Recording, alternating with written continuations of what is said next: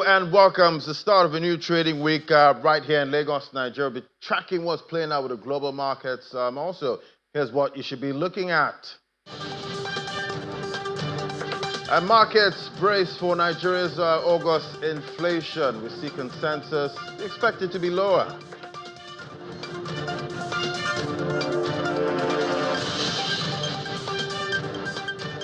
And Moody's says South Africa, Nigeria, and Kenya have been hit by high borrowing costs in a new report.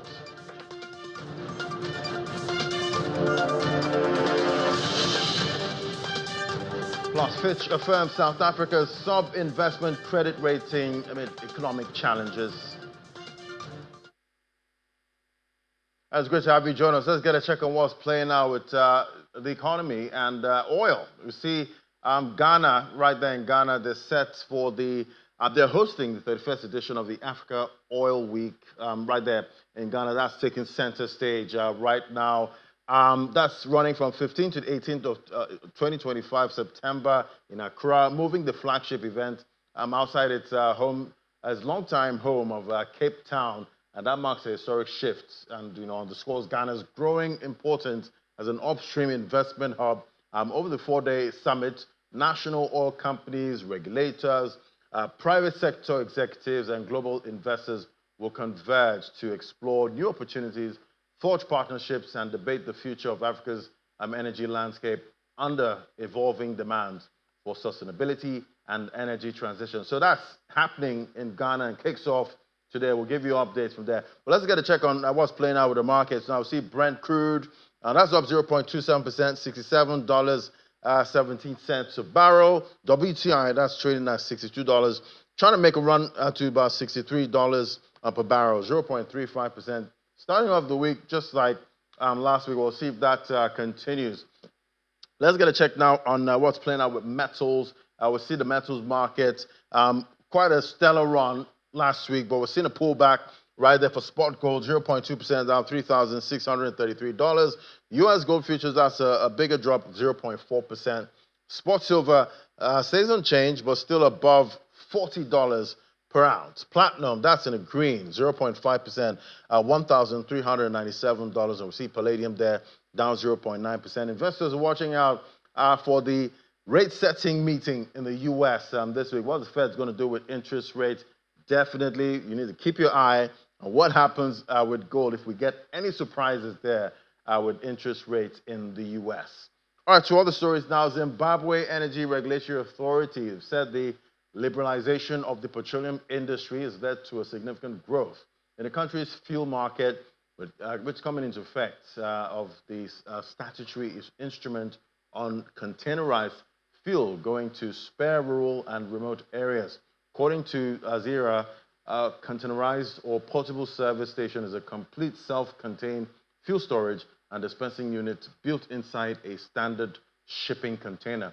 The storage tanks are above ground level, and shipping containers provides a secondary containment. However, this expansion has largely been concentrated in urban centers, leaving many rural and remote areas with little to no presence of conventional fuel stations, and that's according to the authority there. Then sub-Saharan Africa's major economies are hit by high finance costs. That's according to Moody's. It says government and businesses in South Africa, Nigeria, Kenya have faced sharp rise in financing costs over the past 5 years, driven by policy weaknesses, adverse market conditions, and persistent inflation. And that's according to Moody's. Despite growing funding needs to support development and growth, these economies continue to grapple with higher interest rates than advanced markets alongside restricted access to capital. Moody's noted in earlier research that while Africa's sovereign default rates are broadly in line with peers of similar ratings, the continent's debt trades at wider spreads, reflecting investor concerns over risks that's beyond the fundamentals there.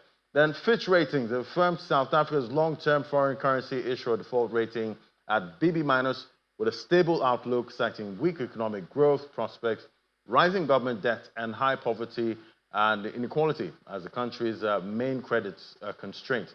In its latest review published earlier, the ratings agency said South Africa's sub-investment rating was also constrained by the rising rising government debt to GDP ratio and a rigid fiscal structure that hampers budget deficit reduction.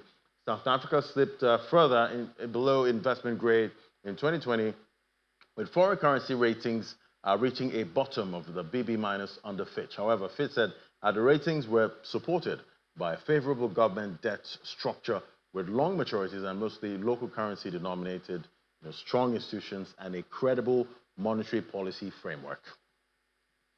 And to other countries now, empowering women is key to closing the inequality gaps and boosting productivity and driving inclusive growth in line with the African Union's Agenda 2063. That message was echoed at the Isago Foundation's Me Time event held in West South Africa.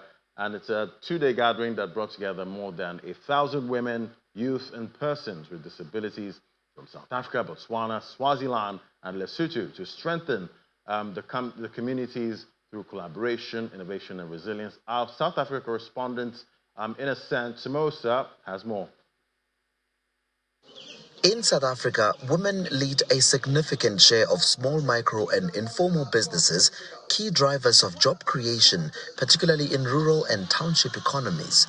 This event brings together women entrepreneurs along with youth and persons with disabilities from across Southern Africa region.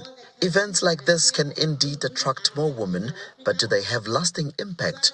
Yes, indeed. I think just if you look at the numbers of the returning women to the event, the numbers have been consistently, the exponential growth, it speaks for itself in terms of whether there is growth, there's value that women find in the event.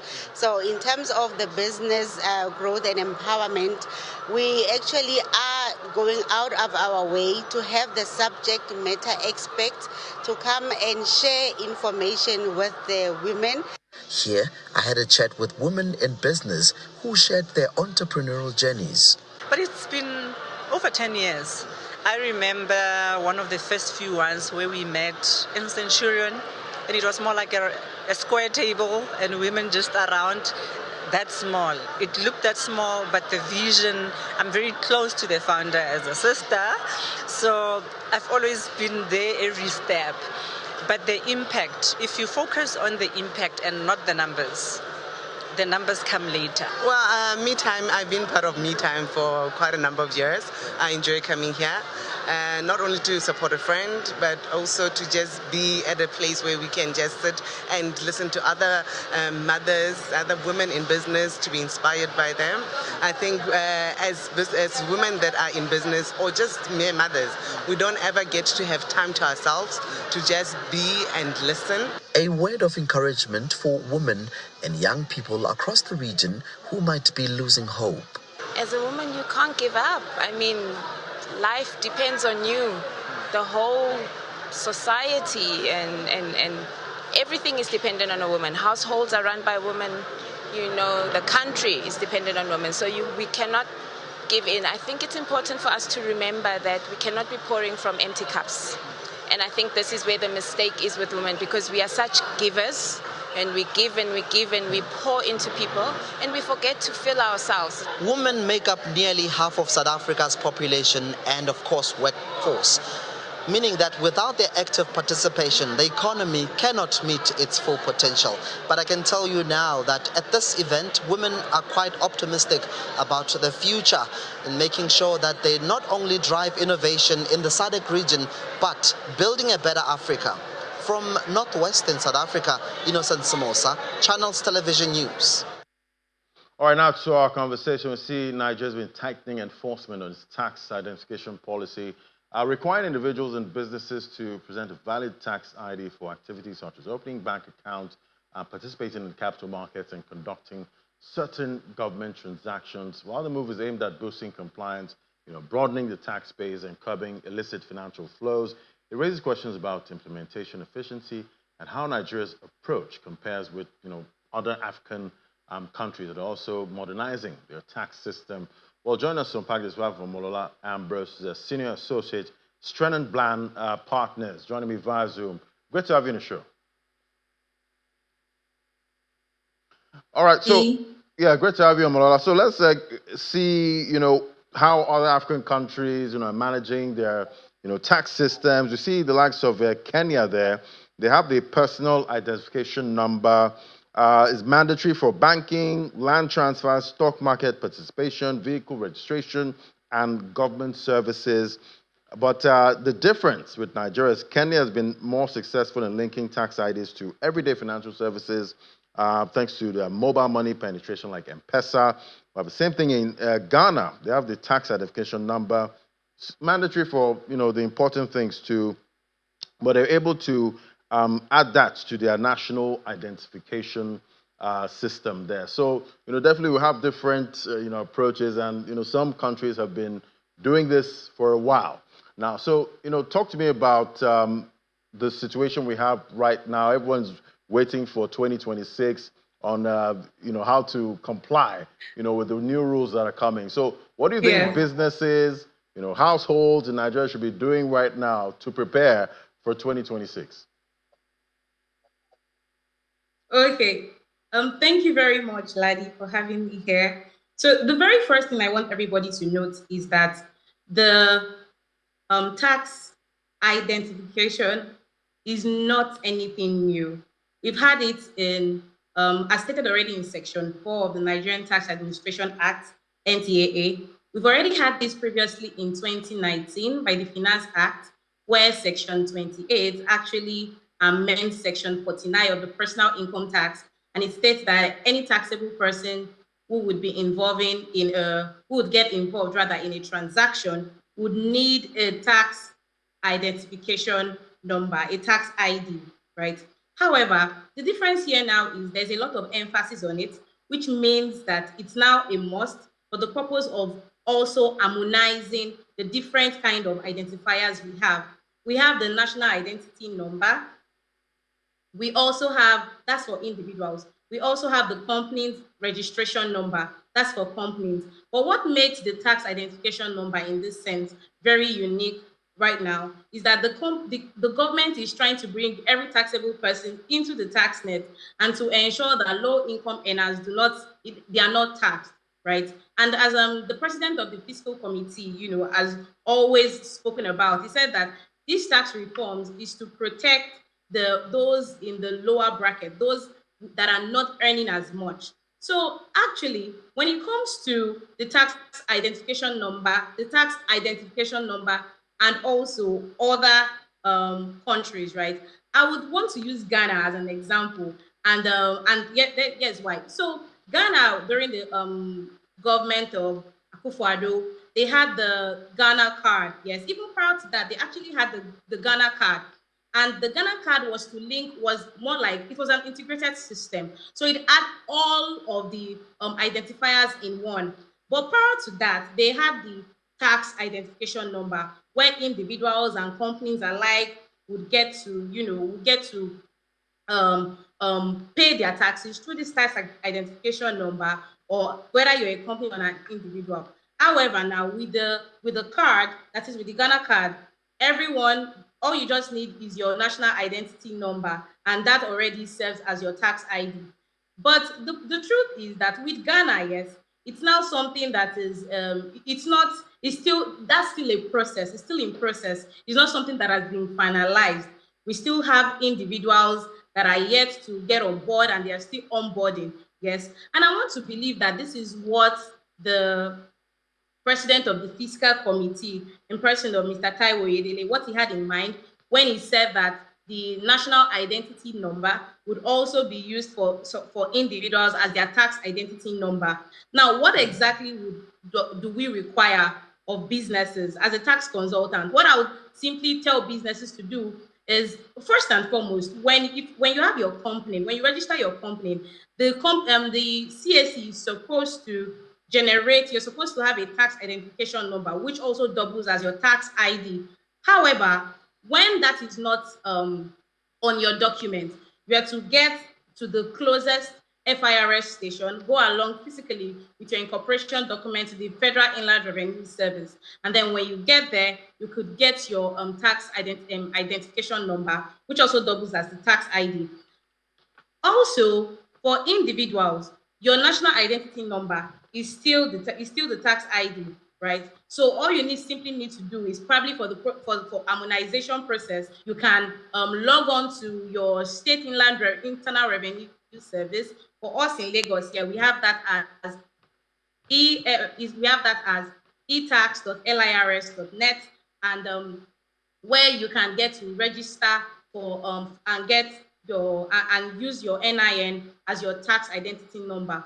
But for companies, right, you can go to the Federal Inland Revenue Service, or even you could also get it registered on JTB, that's the Joint Tax Board, by the tin.jtb.gov.ng. Right. So now let me go back to other countries. Yes, please. Yeah. Let me go back to other countries since Sorry, I've dealt with to stop you international there, businesses. but I Now, guess, for other countries, yeah, I guess we have nothing to worry about as okay, businesses and households. Since we're even seeing other African countries, at this point they're still trying to get to their target. When it comes to getting everyone yes, in the tax net. yes, yes, yes. So like I gave the example of Ghana. I said Ghana is still ongoing.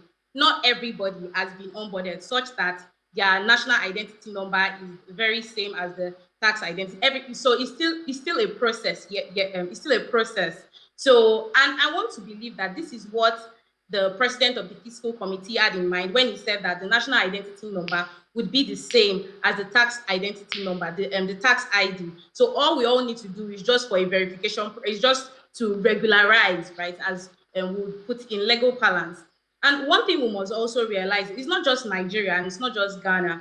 Even for Kenya, yes, even for Kenya, what we have for Kenya now is what is known as the Udumba number. That's what they do have, and it is supposed to be like a unifier.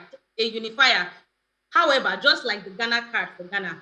However, there's one thing we need to do. If the Udumba number has not been successfully been able to onboard everybody, it's still a process. So I think all we need to do as for individuals, right? We just need to be patient, that for those of us who are yet to have our national identity number, but then we are carrying on business and engaging in transactions, we should just understand that we would also be onboarded. So like I said, you can go on to the state agency or even the JTB, that's the Joint Tax Board, and just for the harmonization process. So at this point, I think what it calls for is cooperation with the fiscal committee, with the federal government. So because it's still a process across all boards. All right, definitely. We'll still keep watching, and I guess at this point, just consult the tax experts, so that you're better situated as a business or household. But thank you so much. It was great having your perspective, Omolola Ambrose, the senior associate, Stren & Bland partners. We always need to hear from the professionals, at this point. Thank you so much. Thank you. All right, let's get a check on what's playing out with most of the markets that we track now. We see on the African continent. I guess it's quite mixed there. We see the NGX marginally up ending today about 7 basis points, but the Johannesburg Stock Exchange there a big pullback, 0.29%. It's hit a new high there. Did cross above that 104,000 level. Did see names like that's in South Africa. We not had likes of Living Trust. Then that's not most of the markets that we track at this point. But let's get check on other parts, other markets we track now. We see EGX 30, that's in red, 0.14%. Nairobi Stock Exchange, that's closed down on Friday. It's about 7 basis points. And let's get a check on the Gulf region now. We see Dubai Index, that's up 0.16% at 6,000 points. And the likes of Abu Dhabi, 0.30% to the good. Let's get a quick check now on other parts there. We see it's red for the Tidal Wall. Saudi Arabia, Qatari Index, 0.22% down. Let's get a check on U.S. futures now. We see it's just the Dow Jones Industrial Average looking quite strong there for the futures market. 0.19%. The tech-heavy Nasdaq, that's marginally down to kick off with the futures trading. The S&P, 6 basis points down, and definitely investors trying to figure out what's going to happen with interest rates this week. Let's get a check on Asia markets now. It's a green picture we have for the Nikkei, 0.89%, 0.35% up for the Kospi, and the Hang Seng Index, 0.22%. We flip over to other markets that we track there now. We see the Nifty 50 here with a pullback, 0.11%, 25,000. That still holds for the close. Shanghai Composite, 0.26%, down 3,860 points. All right, let's flip over now to Europe. We have Lars Holter with the details. Hello, Lars. Happy New Week. How's it looking in Europe? Yeah, Ladi, good to be with you. Well, we're seeing the DAX up a bit by about 0.5% in Frankfurt. Not by much, of course, as we are used to. And we're also getting used to the fact that even big news, big topics are not really moving the index that much. There would be, for example, late last week, a downgrade of France's debt that happened after close on Friday by ratings agency Moody's. I'm old enough to remember when such a move had crushing consequences. Not today, though. It doesn't really bother markets too much. We also had some inflation data out this morning with producer prices up a bit, but that came after a month where they had gone down more than expected. So honestly, there's not much to worry about here. Also, of course, looking ahead, everyone is looking at the Fed and expecting a rate cut. I guess this particular topic will be with us for the next couple of days then, Lottie. So this weekend, you had elections in Germany's largest state of North Rhine-Westphalia. What can you tell us about the results? Yeah, Ladi, let's start with the winner of the election. That's the center-right Christian Democratic Union, the CDU. They got 33.3%. That is the chancellor, the party of Chancellor Friedrich Merz, if you look at the federal level. But it's also the party that's been governing there in the state of North Rhine-Westphalia for the last couple of years. In a coalition with the Green Party, they saw a big drop over 4 years ago, down to 13.5%. Also down the center-left Social Democrats, and that is somewhat of a tragedy. They were long the strongest party in that particular industrial part of Germany that was home to mining and refineries and heavy industry. Yesterday's elections seem to show that the party is losing their clientele, that the working class does no longer identify with that party. Many of them either moving further left or to the right, where the extreme right-wing AfD stands, which brings us to the main winner. The AfD stands for Alternative for Germany. They tripled their result from 4 years ago to 14.5%, and they're now the third strongest party in the state. Now, we do know from polling that not all AfD voters are right-wing extremists. Many of them are simply protest voters. So the general uncertainty that people are feeling in the country, the weak economy, high energy prices, general inflation, all that plays into people moving away from the established parties and towards this alternative. But of course, there is also an element of classic right-wing tropes. Many people in Germany feel that migration is overwhelming the country and its institutions, and that's another driver for the success of that party. So, talking about success, what can we learn from the election results? Yeah, Ladi, I guess the two largest parties have to learn that their constant bickering, especially within their governing coalition, the federal level, is not just annoying, but that is actually threatening the established parties in Germany and even social order. If the established parties can't agree on long overdue reforms, after all, we've talked about it for a long time now, Ladi. Germany's economy has been extremely weak for 3 years. If those ruling parties can't agree on reforms and act faster, then people will seek alternatives in areas that won't help the country in the long run. And speaking about that, German economists are indeed warning that the rise of the extreme right could be another economic problem for the country as well, that it will spook international investors. Besides some general problems right here in Germany, we have long known that without migration, for example, we cannot fill all the jobs that we need to fill as the baby boomer generation is now retiring. So we're talking about the stability of the labor market and thus the stability of a future German economy. So I guess the good thing is that despite current problems, the extreme right still got only 14%, but the fact that they've been rising in elections everywhere in the country, that is indeed worrisome. All right, thanks so much, Lars, for the details. I'll see you again tomorrow. Thank you. Yeah, thank you, Ladi. All right, let's get a check on what's playing out in the crypto market. Now we see Shiba Inu. That's one of the meme coins there, centralized finance platform on the Shibarium Layer 2 network. They're offering a 5 Ether bounty to the attacker behind a recent bridge exploit, urging the return of stolen assets. You know, that's common in the crypto space there. The DeFi platform sent an on-chain message to the attacker saying that the bounty offer will remain open for 30 days. The protocol added a deadline and a condition that the bounty will begin decreasing in 7 days. Now we see in the UK, the London Stock Exchange, they've launched a blockchain platform for private funds. The London Stock Exchange group there, launching that platform for private funds, making it the first major global stock exchange to use such a platform. The platform is called Digital Markets Infrastructure, supports the full life cycle of digital assets from issuance, tokenization to post-trade settlement, was developed with Microsoft and runs on the Microsoft Azure. That's according to the exchange.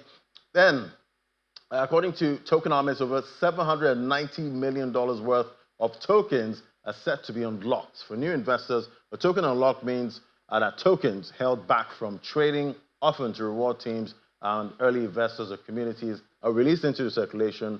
And when that happens, supply increases, which can affect the price, depending on the demand for such a token. So if you're holding any of those tokens there, you need to watch out, definitely. So that's all we have for Business Incorporated today. I'll give you the summary for the close. That's for the local stock market right here in Nigeria. From me and the team, it's bye for now.